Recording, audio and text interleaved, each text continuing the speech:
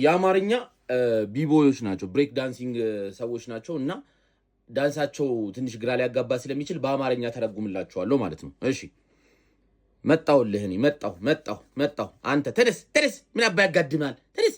እሺ ጭንቅላትን አንስቼ በካልቾ አራበኝም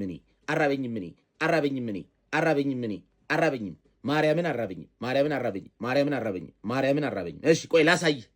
ቆይ ተረጋጉ። ይሄን ምንድን የፈለግከው? ና አንተኛው ና እይ ሂድ አልሆነ። እሺ በቃ እሺ ተውት። እሺ ሁላችሁም ተነሱ። እንካዜን እሺ አራበኝም እኔ አንተ ምንድነው ቅድም ያልከኝ? ና ይሄው